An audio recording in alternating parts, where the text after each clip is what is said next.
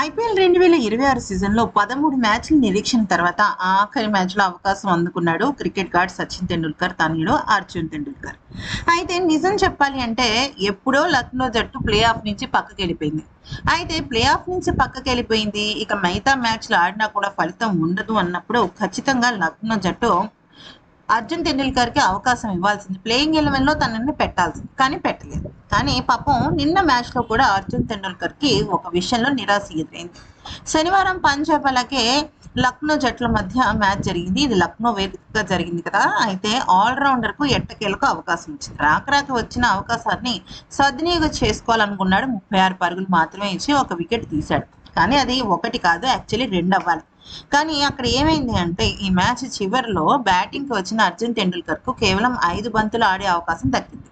ఈ 5 బంతుల్లో అర్జున్ 5 పరుగులే చేయడంతో ఆఖరి ఓవర్‌లో అతనికి స్ట్రైక్ ఇచ్చేందుకు అబ్దుల్ సమద్ నిరాకరించాడు.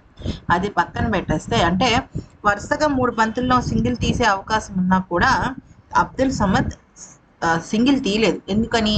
అర్జున్‌కి స్ట్రైక్ ఇవ్వాల్సి వస్తుందని.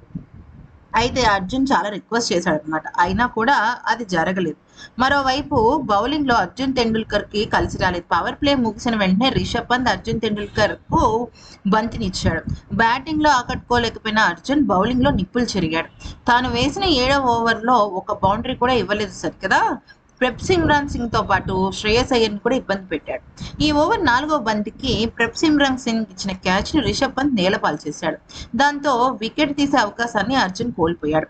తన 2వ ఓవర్‌లో మాత్రం అర్జున్ తేలిపోయాడు. 2 సిక్స్‌లు, ఒక 4తో 15 పరుగులు ఇచ్చాడు. కానీ తర్వాత ఇంకొక వికెట్ తీశాడు. రిషబ్ పంత్ ఆ క్యాచ్ పట్టి ఉండుంటే తన ఆత్మవిశ్వాసం బాగుండేది. ఇక రిషబ్ పంత్ ఇచ్చిన అవకాశంతో ప్రభ్సిమ్రాన్ సింగ్ చెలరేగిపోయాడు. చాలా అద్భుతంగా హాఫ్ సెంచరీ పూర్తి చేసుకున్నాడు. ఇక 3వ ఓవర్‌లో అర్జున్ టెండూల్కర్‌కు ప్రభ్సిమ్రాన్ సింగ్ అవుట్ చేసే అవకాశం వచ్చింది. కానీ అప్పటికే జరగాల్సిన నష్టం జరిగింది.